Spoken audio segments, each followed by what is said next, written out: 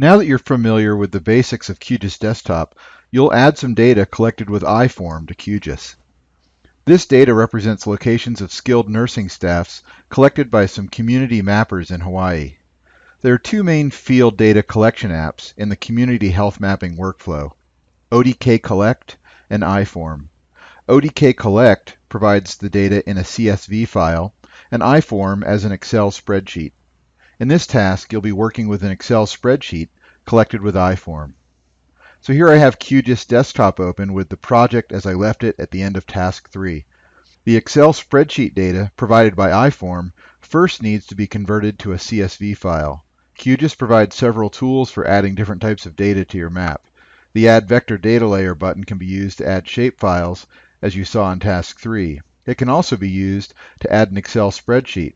So I'll click the Add Vector Layer button, leave it on File as the source type, and use the Browse button to browse to my data.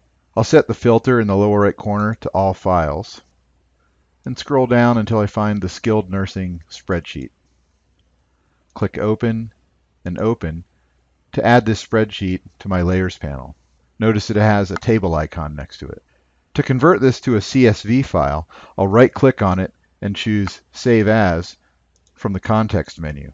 In the Save Vector Layer As dialog, I'll choose comma-separated value as the format, and I'll click Browse and navigate to my lab data and save this as skillednursing.csv. I'll click Save and then click OK. I get the message in this blue bar that the saving's done and it's been added to my Layers panel. I can just hover over this and see that this is the CSV version and this is the spreadsheet version. And I'll right-click on the Excel spreadsheet and remove this from my map since I don't need that. I can preview the CSV file to familiarize myself with the data structure. To open it within QGIS, I'll right-click on the Skilled Nursing layer and choose Open Attribute Table from the context menu. There's two columns with the latitude and longitude, and I need to know which column contains the x-coordinate and which has the y-coordinates. So I'll scroll over, and I can see them here. One is called lat and one is called lon. Now that I know which columns have the coordinates, I'll close the table. Now I'll use the Add Delimited Text Layer option to map these data. For the file name, I'll browse to the CSV file in my lab data.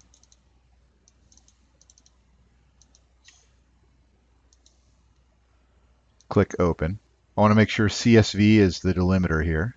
And this window below provides a preview of the parsed file. By default, QGIS isn't reading the file correctly. So I'll check First Record has field names and set the number of header lines to discard it 2 so the field names display correctly. Then I'll choose the X and Y columns.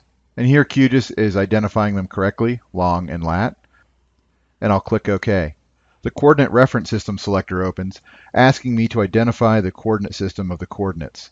In the filter box, I'll type 4326, which is the code for the coordinate system of my data, which is WGS 84. I will select that and click OK. The data shows up as a temporary point layer with all the attributes. To save it as a permanent shapefile, I'll right-click on the layer and choose Save As. And I'll just fill out this Save Vector Data Layer As dialog.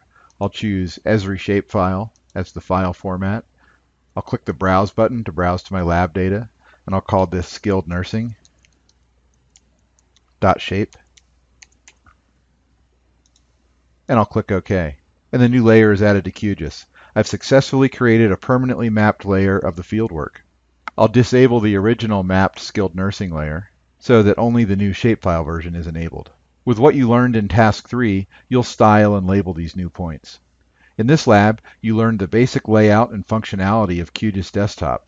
You saw how to add, style, and label layers of information. You also learned how to bring data collected from iForm into QGIS and map the points.